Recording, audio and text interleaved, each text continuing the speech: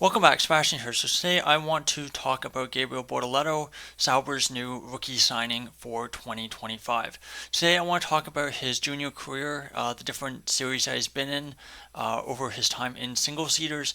I also want to just talk a little bit about him as well, and then kind of finishing up with talking a little bit about what kind of prospect, what level of prospect he is, perhaps for F1. So first, just taking a look at some stats about him. So he's from Brazil. Of course, F1 has not had a full-time Brazilian driver since Felipe Massa retired in 2017. We did have Pietro Fittipaldi stepping in for Romain Grosjean those last two races of 2020, but of course that was just on a temporary basis. His hometown, Sao Paulo, so that's where the Brazilian Grand Prix is held. So I can't imagine how excited, how energetic that track is going to be next year for the Brazilian Grand Prix. 20 years of age, so about average age, I would say, for recent rookies stepping up to F1. This year he is, of course, driving in Formula 2, and his team next year will be Sauber. So let's see if we can get this right. Good. So his first year in single seaters, 2020 Italian F4. The highest, generally regarded as the highest level F4 series. He was driving for Prima, which is pretty much the team to be in if you want to win. He finished fifth that year, 157 points, one win, 5 podiums, and 4 pole positions. What's interesting about Bortoleto's junior career is that the early years don't look that promising in terms of, obviously the results are generally good, but nothing really indicates that he would kind of have the resume that he does now.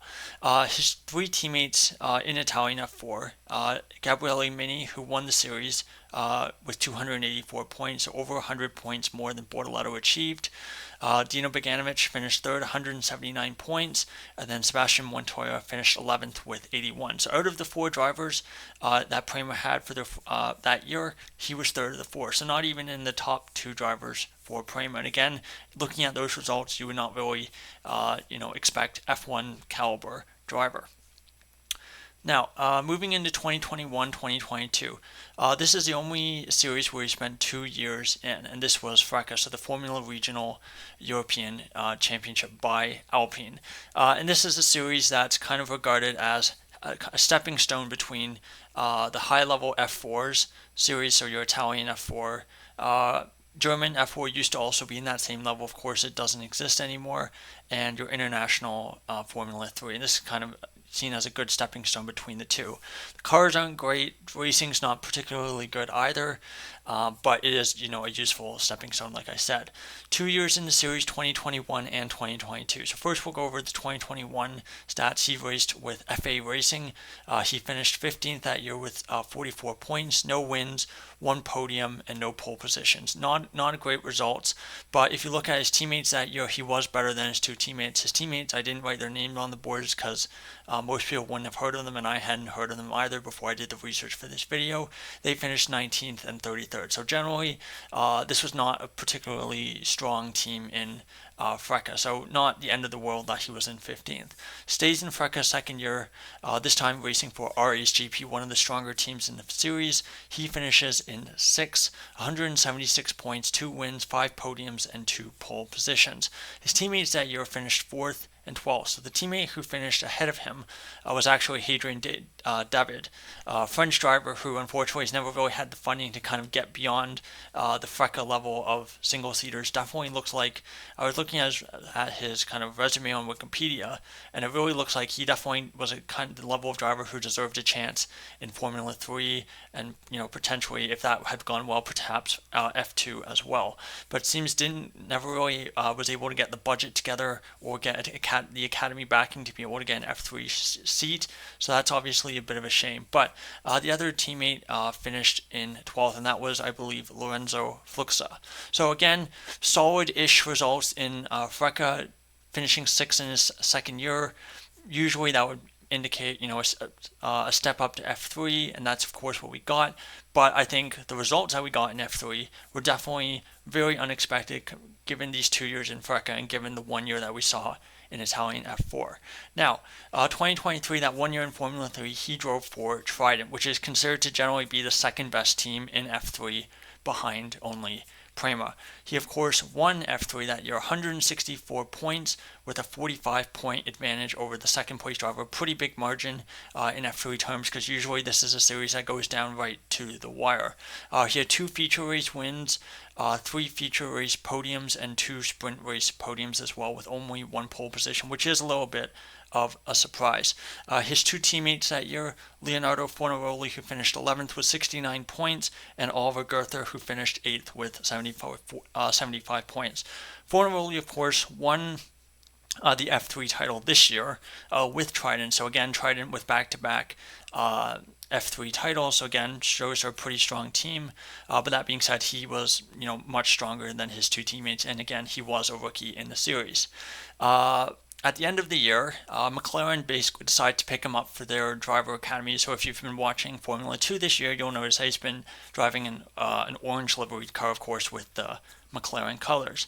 So really strong F3 season. Maybe not the strongest in terms of qualifying, as he only got 1 pole position, but looked like a pretty exciting prospect for the future, given that winning F3 as a rookie is still decently difficult. So this year, 2024, moves up to F2, racing for Invicta, which is one of the stronger teams in the series. Currently, with 2 rounds remaining. So again, we have Qatar and we have Abu Dhabi, and they will both be support races for F1. So they'll be on the same weekends as the F1 calendar. So again, these are provisional stats, of course, they can still change. But currently, first in the championship on 169.5 points, 4.5 points ahead of Red Bull Junior driver Isaac Hadjar. 2 feature race wins. One, of course, was that Monza win, where he massively benefited from a safety car. But again, a win is a win. 4 podiums, 4 of them in the feature race, and only 1 in the sprint race. So definitely capitalizing on and doing a really, really good job in the feature races, which of course have way more points on offer. 2 pole positions, which again is reasonable. But his average pole gap, which is a metric that I've been calculating for F2, which is basically just you take all of the drivers' races, and you say it actually might be median, but similar statistic, and you basically take all of the drivers' qualifying gaps from pole position to wherever their time was, and you just take the median of that, and his is 0.219 seconds, which ranks first in all the F2 drivers. So that includes Colapinto, who's obviously made a really good impression with Williams this year. That includes other F2 drivers who have been signed to F1, including Behrman as well as Antonelli. So Bortoleto's qualifying performances this year have been better than any of those drivers. And again, for a rookie coming in F2, having a gap that small is very, very, very strong. His teammate this year, Chris Miney, a decent driver, not a guy who I think will ever have F1 level potential, but he's 11th in the championship with 74 points, so almost 100 more points for Bortoleto. Very, very strong season. I think I've been quite impressed. He's been very consistent. The absolute pace has definitely been there as well, but again, the consistency has been very impressive, as that's something that young drivers often struggle with.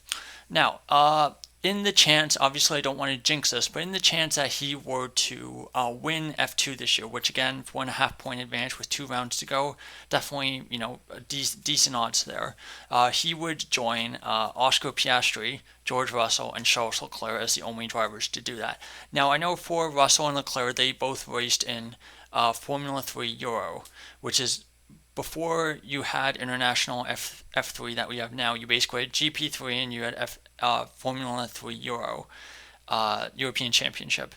And they were basically very, very similar. GP3 was seen as a little bit stronger. The 2 cars were a little bit closer to F2 cars.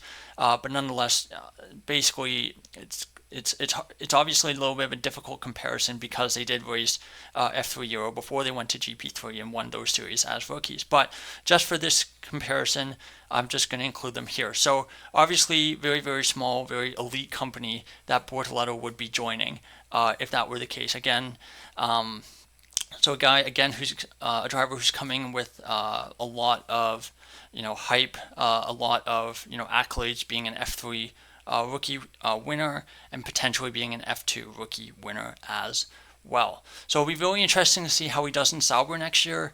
I think realistically Sauber is probably going to be pretty poor car again, given that what the trends that we've seen the last couple of years, where there's a lack of real, it seems from the outside, a lack of real investment from Audi, and they're just kind of waiting for Audi for 2026 when it becomes their car to actually do anything with it. But again, Nico Hulkenberg will be his teammate next year, which I think will be a really, really good test. If Bortoleto performs well against Hulkenberg, I think that'll show a lot about how good of a driver he is. If he struggles against Hulkenberg, then perhaps that might be a cause for concern. Hulkenberg is, of course, a very experienced driver, but a guy who's been in F1 for a long time. So it'll be really interesting to see how Bortoleto does. Again, first Brazilian driver in quite a while as well. So, of course, all of Brazil, I'm sure, will be very, very excited for him joining the grid in, let's see, March is going to be the first race next year. So anyway, thank you so much for watching, and goodbye.